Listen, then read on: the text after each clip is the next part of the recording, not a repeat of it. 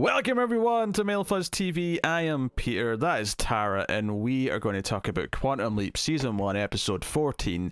It's called S.O.S. So, full spoilers for the episode as always. And holy shit! Because Ben's on a boat. Did you like how they did that? I see the problem with that line is that it's such a TV line, and I'm not saying that someone wouldn't make a pun replacing the word shit with ship.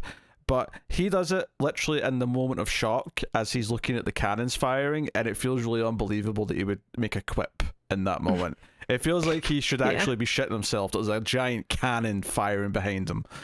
See, it felt a little unbelievable that anybody would be on the flight deck at that moment. Or on the main deck, the poop deck. I feel like your hearing might suffer if you're standing out there. Yeah, if you were on there and there's cannons going on or turrets, you would have to have hearing protection, double hearing protection for sure. Yeah. So, luckily for Ben, though, this is not his body that he's in, so it's just the guy who he's inhabiting that's going to have bad hearing for the rest of his life, just if any. Busted eardrums. Yeah. Also, so we got Brandon Routh in this episode, Superman from Superman Returns, who turns out to be Addison's father. It's 1989, and they keep saying big things happened in 1989, and they'd be right, because I was born in 1989, which makes it the most important year in human history. Damn it. Not too far from May 2nd, right? Yeah, May 13th, so yeah, just a couple weeks. So that's why we were going to war? Yes, America and China were on the verge of war because my existence was about to be unleashed upon into the world. We have to close the gate. The hell gate. It's a weird thing to call my mother's vagina, but okay. Hey, I didn't say it. The Bible did, I think. I don't know. I'm not Catholic. Hey, they're always going on about celibacy and talking about temptation. Maybe that's what the hell gate, is. Yeah. It's the door to hell. All right, let's swiftly move on to a new subject before I take this any weirder or darker than it needs to be. So Ben's on a ship. He is the operations officer, and which they say I think was third in command. Did they say that? Does that sound probably. Right? Yeah, sounds about right. So he is there, and very dramatic. They're there for. So there was a submarine off the coast of China, a US submarine that is going to send out a distress call, but it was a secret submarine. No one knew about it. Like the regular fleet did not know about this submarine being in this location. And this ship that Addison's father was on got the distress call, but decided not to pursue it, thinking it might be a trick or a trap from the Chinese fleet. And as a result, all the people on the submarine died because no one came to save them. No other ships got the distress call. They were the only one in range or whatever. And they all died. So that seems to be the thing that Ben is there to fix and to save these lives. So that's the leap plot of the episode and what he's trying to do. And obviously there's a lot of stuff with Addison's father. At least 3 sappy speeches are uttered.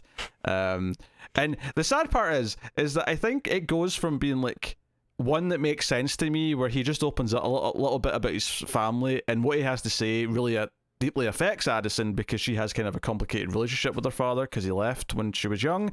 I was like, okay, that was actually quite natural. It felt right. The fact that he would even talk like this. Yeah, plus Ben brought it up too, right? Yeah. But then the second time, he just starts talking about his family more personally than he did the first time, and he has no prompt and nothing to actually make him want it. He's like, I really love my daughter, but my wife doesn't love me anymore, so I think I'm going to ruin their lives if I stick around. Like, this is oddly specific, almost like you knew your ghost daughter from the future was listening to you. And then the third sappy speech is when Addison decides to talk to her father, even though he can't hear her. And it's a nice idea, but I didn't think the episode earned her making this big sort of spiritual speech moment. No, there's a line she says that I do kind of like because it makes me think about what happened in the episode, but that's it. Otherwise, it's sappy. It's sappy, yes. That's the quick word for it. And that the original Quantum Leap can't get sappy, especially in these kinds of moments, but I'm not against a little bit of sap. I think it's just the problem is that it doesn't quite earn this, because they do this thing where he kind of repeats a line she says. It's almost as if in some level there's a connection. Like in some level she kind of got part of it through to him, and it's, you know, it's not necessarily real, but she can feel like she did get through to him. He somehow felt some of what she said, and okay, that's a fine little idea. I just wish that it earned it more, and it felt more like, just like nothing prompted him making his second speech, nothing really prompts her making this speech. It's almost just like, oh, it's almost time for Ben to leap, so I have to go and have an emotional moment with my father, rather than because anything in the scene prompts like her to do so. There's no motivating factor other than just, oh, the time's almost up, I guess you should probably do this now. Yeah, or maybe Ziggy is delaying the leap until she has her moment with her father. Can Ziggy delay the leap? I don't know. Maybe. Is Ziggy deciding when he leaps? I don't think Ziggy did decide that. No. Well, you're right. They're not Ziggy, but like whoever or whatever is in charge of the leap, maybe this was part of it also. It is oddly specific to Addison, so perhaps, you know, God, time, fate, or whatever. Well, I mean, it is brought up in this episode, is that, you know, Magic doesn't believe that any of this is random, that like there's something guiding where these leaps are going, and if it's not Ben himself who's chosen where he's going, then something's guiding him on where he's going, leap to leap. What I thought was interesting about the final speech is throughout the episode, what did you hear? My cat? No, I was laughing because you like started that sentence like looking the other direction, and then you like came into sounding good like halfway through when you turned back to the mic. Oh, sorry. My cat was growling, so I had to make sure he was not being stalked by another cat. As you do. What I liked about the Addison speech at the end is that throughout this episode, she talks about her father not being present, never smiling, never doing anything to comfort her or to be like a father to her. But this speech, she does indicate that he was always in love with her and was the best dad.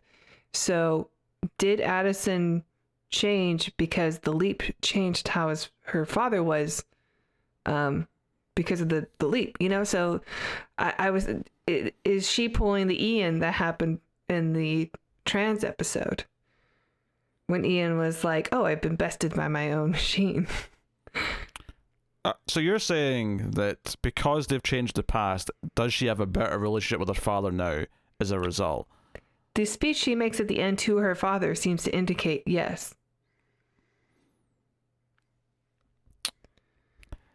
Maybe.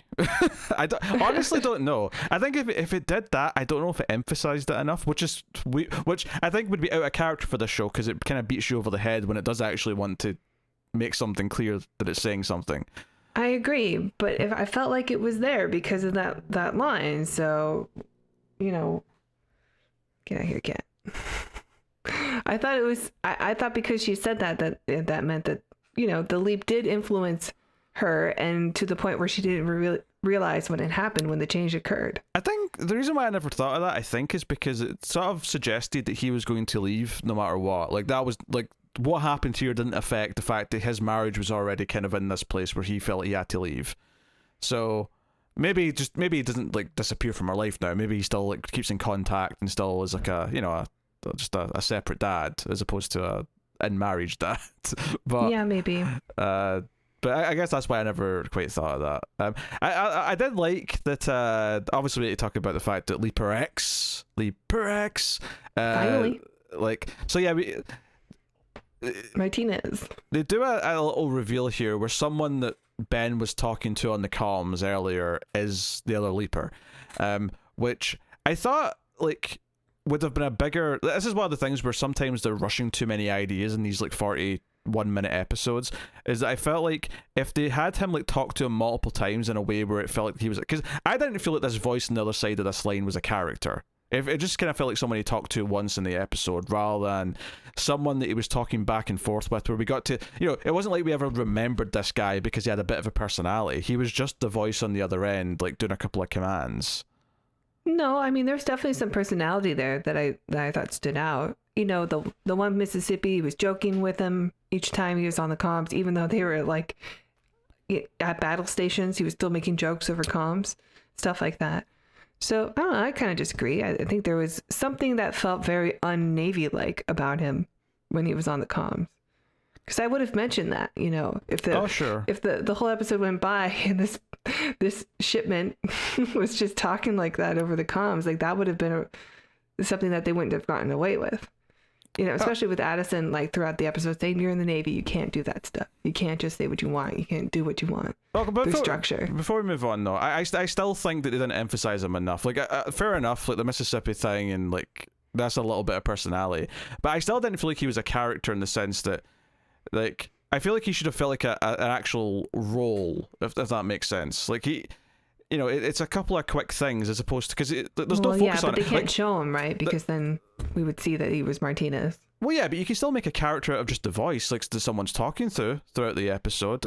The point I'm getting at is that at the end of the episode, when they did this reveal, I went, "Who? What are you talking about?" I had no idea who they were. Like, 'cause I had to think about it and go, "Oh yeah, like that one guy that he spoke to." Like, I don't know. It didn't feel like it was ingrained into the episode enough, where it was like a nice, like, "Oh, that's neat that turned out to be him." Instead, I was just kind of like, oh yeah, I guess there was a character that he spoke to briefly. It didn't feel like someone that they came back to enough that I felt like it was a big deal that this person turned out to be someone. It felt like it was, an extra, effectively, with maybe one memorable moment where he has the Mississippi thing. But that's kind of it, because it's not like he's constantly talking down to him, and he's like a sort of recurring part of the episode where. I think the big thing would be if he actually helped Ben at one point, and that he actually had an idea that helped fix the situation, and he contributed to what was going on. But he wasn't. He was just kind of passively going with what Ben was saying to do throughout. Yeah, I mean, Martinez at the end basically admits that he leapt into somebody who didn't have as much power as Ben did on his leap, so he just couldn't. He couldn't do the things that Ben was able to do. Like he won this time, basically, which does seem to indicate that Leaper X is on a mission for I don't know, for badness, for evil. Well, no, he does say though, like, yeah, like you helped me because I would never have thought to do these things. And Ben's like, yeah, but I don't know what you're trying to do. And Leaper X goes, well, that's why you're going to lose. And then he leaps away. So while Ben, it's like, so he didn't lose effectively, like, because you said he lost here and Ben won, and in a way though he didn't know. Ben helped him achieve what he was trying to do as well. So yeah, it's kind of pointing out that Ben and everyone else is on the back end because they don't know what Leaper X's goal is. I did like though that when he leapt away, that we saw the real person kind of like be left and be like, why am I standing out here? What's going on? Because we never see it from that perspective, so that was just kind of interesting to see.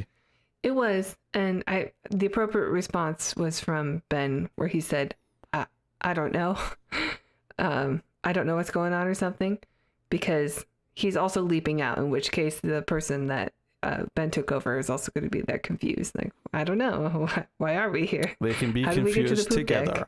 They can. They can go to the ship psychologist together and say, we're both really confused and we're losing time. What's happening? There was what happened with Miles? Probably some sort of gas leak. We almost went to World War III. What was that? Someone explain what's going on, please. Yeah, I think the Leaper X thing's frustrating to me because it's a really cool idea that there's another Leaper who's in some of the same leaps and has an ulterior motive and is doing his own thing. But I feel like this revealed to me is a bit of a wet fart because I don't think it's that cool because I never really remembered the character well enough to think, oh, this is cool that turned out to be Leaper X. But I also don't feel like he was doing enough that we got a sense of like, oh, he's up to something. Like he's doing stuff. It's all just a couple of lines at the end of the episode. So it feels like they're not doing enough with this. It's a cool idea, but it's not enough. It almost would have been awesome if like Leaper X turned out to be the captain. Because the captain was trying to sabotage everything, right? Or not sabotage, but the captain wanted to go to war. The captain wanted to let people die. That would be a great reveal, except for the fact they've already established that Ben sees Martinez. He sees the real person. Like, he sees the Leaper. Like this in the same way that we see Ben. So they've already established that we can't do that. We can't have him visually, like, turn out to be someone else. I think that was a mistake. It may have been a mistake. I don't think they've done enough with it here. It's been like several episodes now since they introduced this concept, and we have him show up here, and he's basically inconsequential to the episode. That's my problem with this. The fact that he's Leaper X, yeah, it's teasing, okay, he's up to something, and we're teasing the future mystery, but he doesn't have any effect on the plot of this episode. Not him turning out to be Leaper X doesn't make you reconsider anything that happened in the plot in the episode. Nothing makes you think, oh, what was he really doing with that part then? No, because he didn't have any parts that we could go, oh, he was secretly doing this instead. There's nothing to theorize, there's nothing to think about. He doesn't affect the episode in any way, shape, or form, except tease the future of, like, he's also jumping around. Yeah. I mean, maybe if I watched it more than once, I'd be able to break it down a little bit better. But, like, because you said that he was like, oh, you helped me on this. So he was trying to get the same outcome as Ben then, right? In theory. We can't say that for certainty, though, because maybe it just happens to align with Ben's outcome that he needs. Yeah. Like, let's say Ben's outcome, because, I mean, they keep saying it's to stop World War III, but, like, part of me thinks, well, World War III never started in the first place, so I'd be more inclined to think that this was about giving... Because we find out that Addison's dad should have stepped up and taken control from the ship from the captain, because the captain's starting to go a little bit... They say he's suffering because his wife left him or something, but he's getting aggressive, he's making poor choices, and it's not just the they EXO. They try to go full Crimson Tide on this one. And it's not just the EXO either. Like, all the officers in the bridge all kind of keep showing it looks like the old man's kind of off his rocker, he's making dodgy choices. So basically, not stepping up and taking control of the ship and relieving the captain of his command is what resulted in the deaths of all these people on the submarine, and it's actually Addison's father who is blamed for this in the original timeline. He's the one who takes the fall. His career as a military or a navy officer is done, and he sort of lives with that shame. That's effectively on a personal level what they fix. He now is not going to have this shame and sadness from this. He's going to be happy that he finally did this. And honestly, it's probably the most interesting part of the episode is this idea that he keeps refusing to do it because he respects the captain too much. It is kind of funny that after a review of the last Picard episode, though, that he used the word legend a couple of times. You're a living legend, sir. You're a living legend. I have to maintain that. Yeah, I mean, even Magic talks about him like he's a legend, right? Yeah. Yeah. Because Magic was also in the military. Comes up a couple times. Yeah. I do think that is that's definitely probably the most intricate character we've had, and I would say in several episodes. As far as the leaps go, like, they've all been kind of simple and thin for the last few episodes, whereas I felt like this is a bit more interesting. This is a bit more of like a more of a complex relationship that he's kind of like taking the fall for this captain that he respects because he feels like he should. There's a little bit more to that. It's maybe something, and again, it's something that Addison didn't know about. So her discovering this and saying that he was different with his like co-workers, with his on the ship than he was at home with her and her mother. Like, she's seen a different side to him. There was actually something. Don't get me wrong. Some of it still felt kind of rushed, and some of it was still very much written for TV, like network TV, where they're kind of stating the obvious, and she's having to like quickly explain things as they're happening so that the audience can keep up with it, because they don't have time to do it subtly. So it still has those problems, but it was definitely a more intricate character than several of the past episodes, which I do appreciate. The sad part is the Leaper X stuff, which should actually be the more exciting and the more interesting stuff, felt like it almost didn't matter for the rest of the episode. It's just a hook at the end. It's just another bullshit cliffhanger to make us care about the breadcrumbs.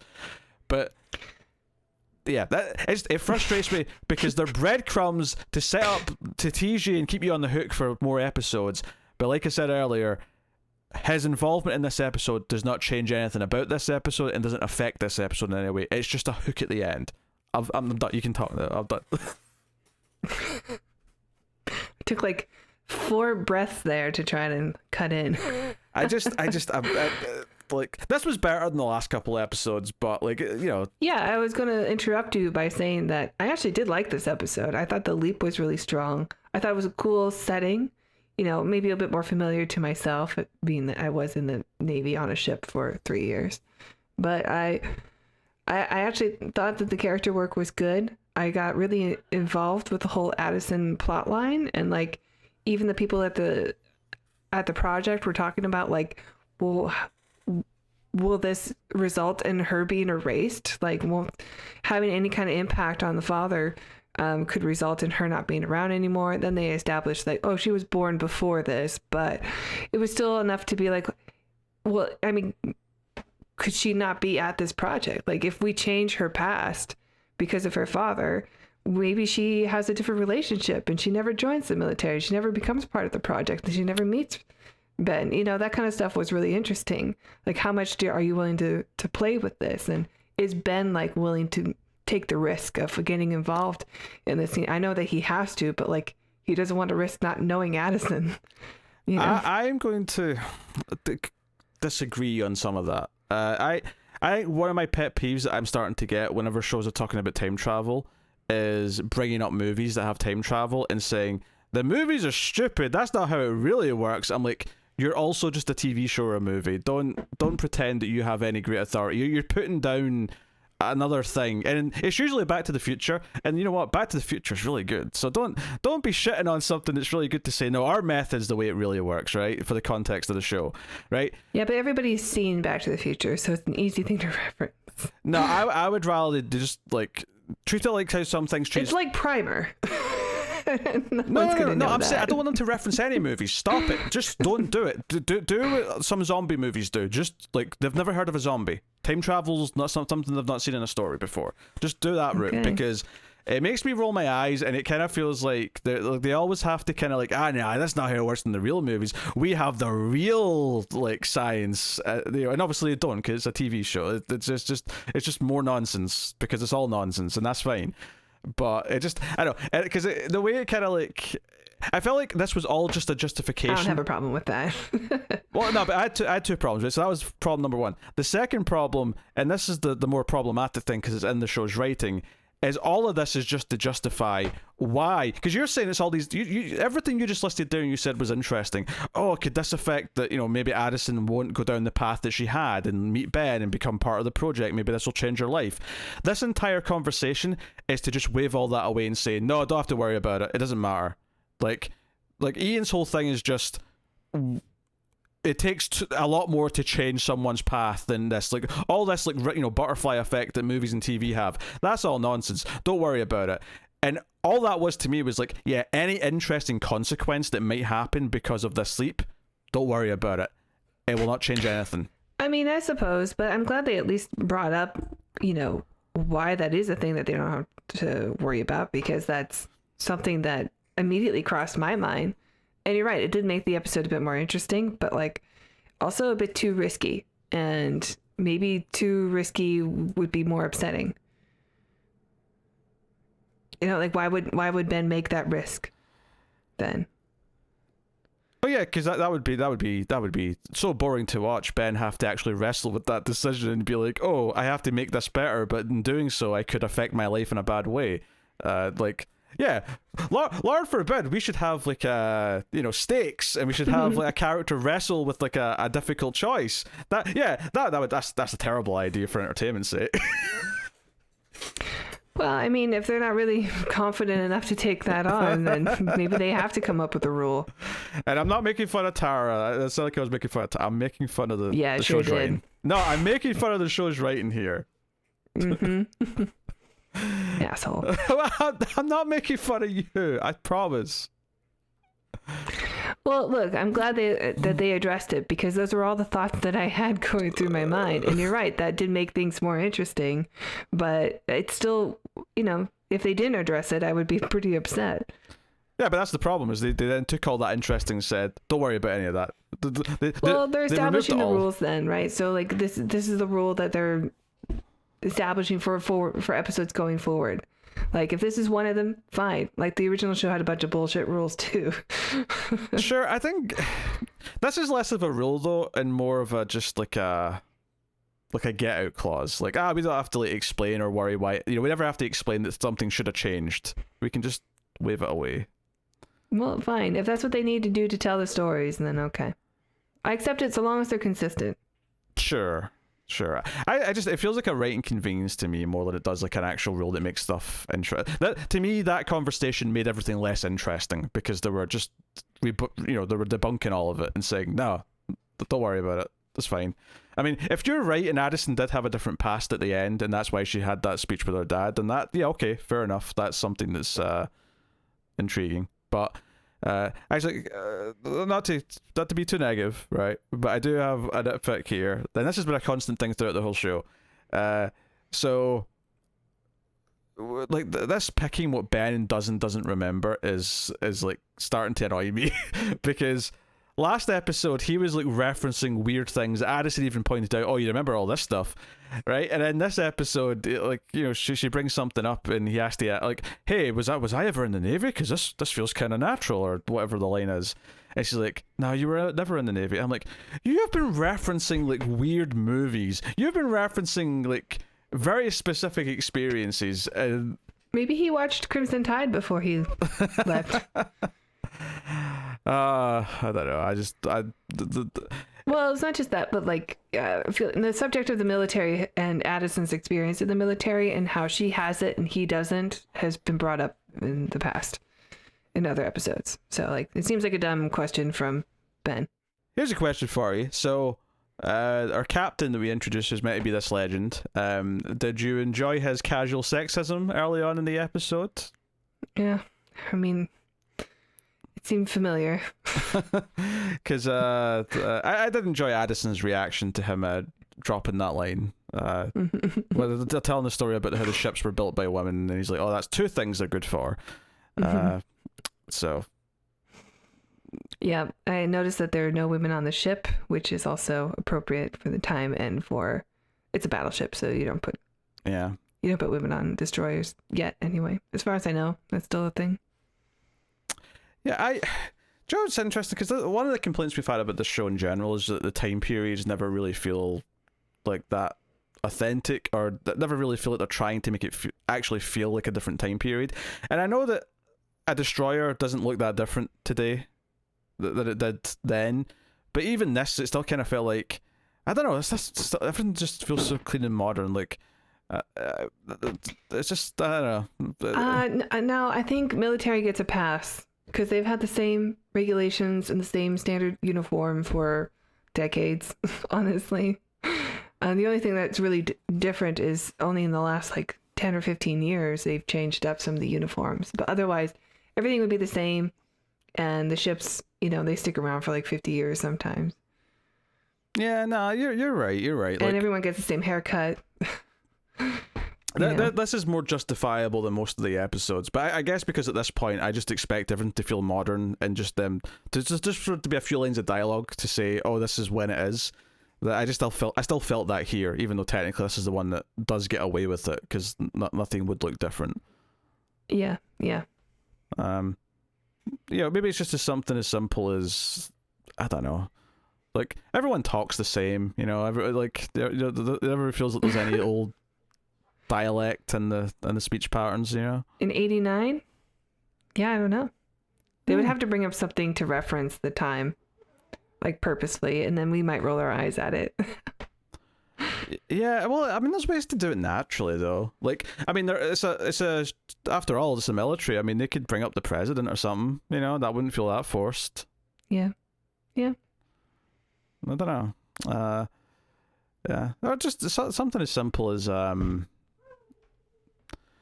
like something that has changed that maybe one of them can have that like, is very clearly an old piece of technology that doesn't get used anymore. Like, you know, now it would be a smartphone or something, but instead, you know, a Walkman.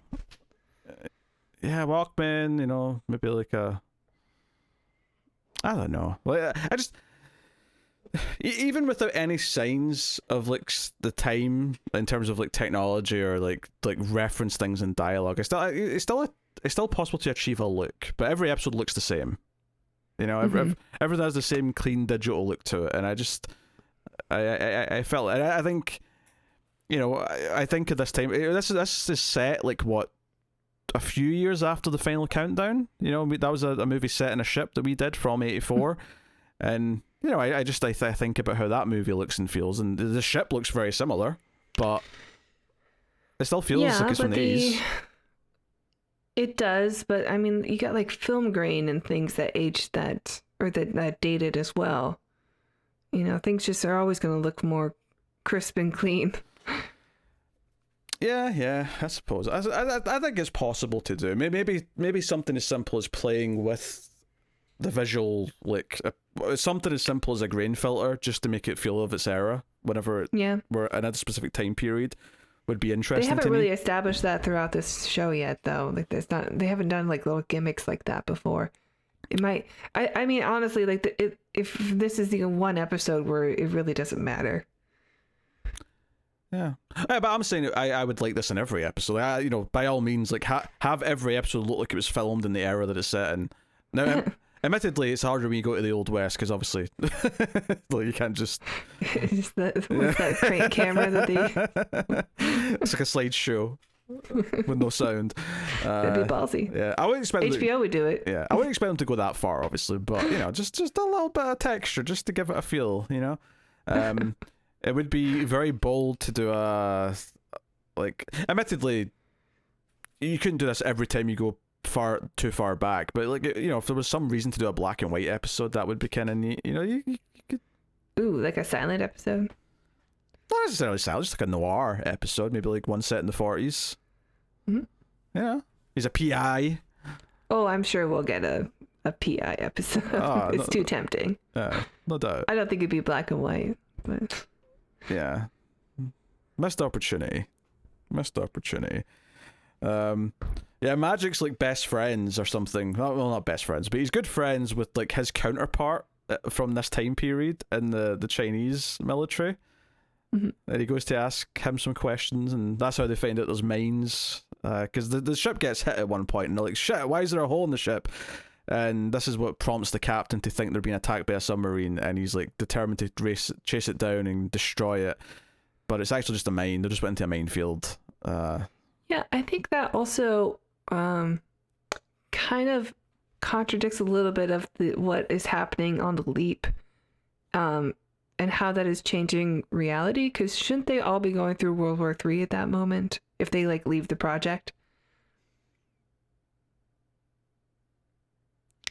Wait, what? So I'm confused by what you just said.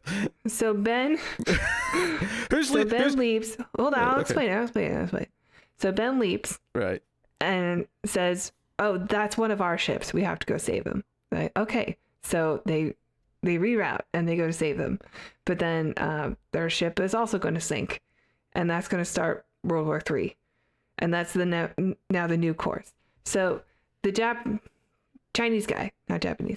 The Chinese guy that he talks to is saying that, because your ship sank as well as the Tampa sank, it was because of the mines that were in the water, because of the weather that caused the mines to float to the surface, and so they ran into the mines. And I thought but like Ben already changed history by telling them to go rescue the Tampa. So shouldn't that influence them?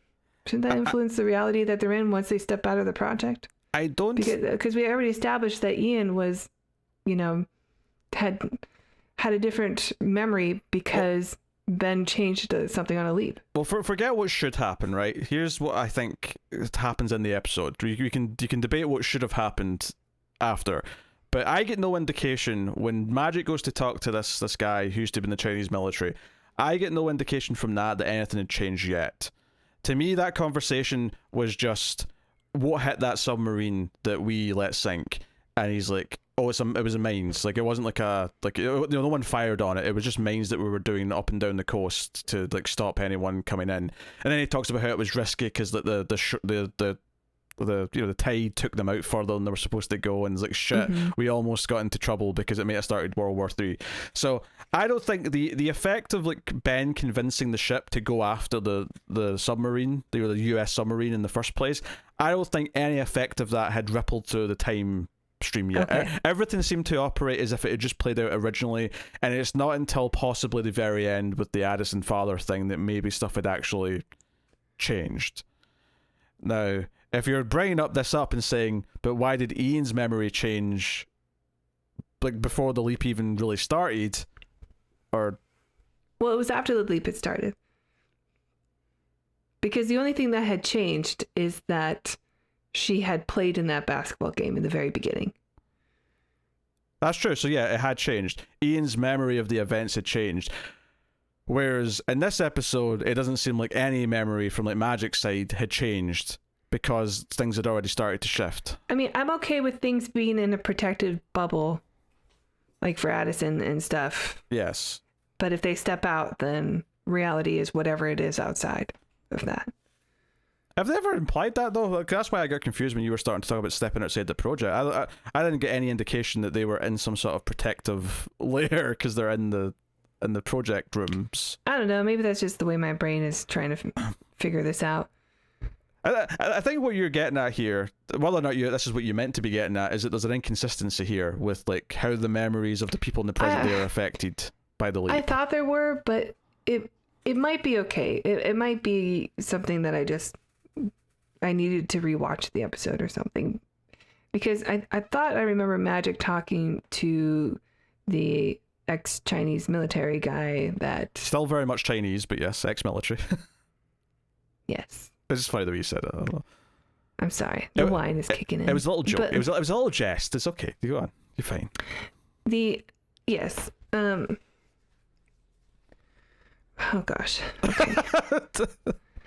I thought that they were sort of talking in the sense like, okay, so the thing that happened that had already changed by the time Magic went to visit this guy, his old friend, that is that the ship did attempt to rescue the Tampa. And that's the only thing that has changed up until that point. But World War III hadn't started yet. And the other ship hadn't sank yet. So that's the only thing that would be different, right? But they also hadn't gone to that point where they fix the timeline from there. Because every time Ben makes a decision, the timeline changes. In theory, it should, but... Until he leaps. And then it's changed forever. I don't know if they always like treat it that way, though, in the show. Because I didn't feel like they had here. This just might be classic Quantum Leap problems, too. I'd have to go back and listen to the conversation again, but I get nothing from the conversation with Magic and the military guy that suggested that anything had changed from the start of the episode as far as what their recollection of history was. I didn't catch them saying that the ship Ben was on had sank as well. I think if it did sink as well, then they probably would have started World War III. So I never got that anything had changed in their conversation. That doesn't mean I'm right. I didn't catch anything that suggested anything had changed. Well, I just kept looking for it, that's all. Yeah, but... Which didn't really bother me, because I just kind of took it as, oh, not enough's happened in the past yet to actually alter the sequence of events. Because you know, it kept being this thing where the captain kept finding a reason to stop pursuing the US sub. He kept having reasons to like turn around and try and find this enemy submarine that he was convinced was chasing them and attacking them. So it kind of felt like there was all these like obstacles that kept trying to stop them from getting to that other submarine. So, but I mean, you could definitely argue though that like they maybe were going to end up hitting more mines and sinking, and arguably that path was already like on its way to happening because they'd been hit once. But the show doesn't really address that, I don't think. Yeah. And it would make sense if they're all in like their own, if the project is kind of have this like bubble around it, you know, it's protected by whatever until the leap is complete. But they can, you know, look outside and they can see World War III. They're the devastation that happened because of World War III or something. Yeah. I think more and more like I'm watching these episodes, I'm going like, you know what, there's too much in this. Like they're squeezing too much into a 41-minute episode. Like this could really do with being like a 2 or 3 parter that can really get to the weight of like what's going on. We need Quantum Leap HBO. yes, we need HBO Quantum Leap. That's anyway, I don't know. I'm excited for the next episode. Yeah, he's a lawyer now. Single female lawyer. Yep. He's got some tweed on, by the looks of it. Got some earrings. He's ready to. Ally McBeal it. Did it say? It said it's for defense. I think the next episode's called. So he's a defense attorney. So, yeah. So presumably whoever he's defending is innocent, and he has to stop them from going to prison or getting a death sentence or something. That's what I would assume yes. Yeah, that'd be the obvious Luckily, he's thing got to the do. help of everyone at the project, plus Addison. Yeah. So, I mean, I still had a lot of problems with this episode. I still think there's a lot of critiques to be had with the writing, but I did like this one. I thought this one was all right. Well, I was going to say, yeah, it was definitely better than the last few, though. It definitely felt like it had more, I thought just more meat on the bone, effectively.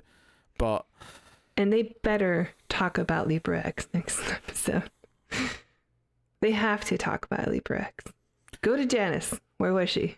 They'll talk. Yeah, no. Jen and Magic will talk about Leaper X for about 30 seconds. The camera will cut back and forth very dramatically as they pose a question, and then that'll be it. We need some answers. All I'm saying is they're starting to feel a very repetitious formula to how a lot of their conversations go when they're talking about the leaps and stuff. There's a rhythm to it that kind of is very consistent. I feel like we're not getting very much of them also. It tends to be focused mostly on Ben. Like, it's like, I mean, I don't expect it to be 50-50, but it's like 90-10 right now. And there's a lot of questions I have, and I want that storyline to be satisfying. So, because that's the overarching thing for the season. Yeah. We'll see. I do think its problems have become more evident the more it's went on, just because we're getting, they're cropping up over and over again. This was a bit better than the last few, but I'm still very critical of a lot of things going on. So, but hey ho, there you go. That's S.O.S. Are you sending out an S.O.S.? I was going to make a joke of that nature. I know. I can see your brain working so hard now. I couldn't quite get to what it was. Which song do I want to do? The Police. Oh well, there you go. That's the show. Thank you very much for joining us. You can of course support all the content by going to patreon.com/MailFuzzTV, and you can like, subscribe, ding the bell for notifications, all that stuff. We're also even cheerier on our reviews of Picard that are happening right now, so look out for the next Picard review soon. But that is that. Thank you very much for joining us. We always appreciate it. Keep watching TV. Have you got any vanilla?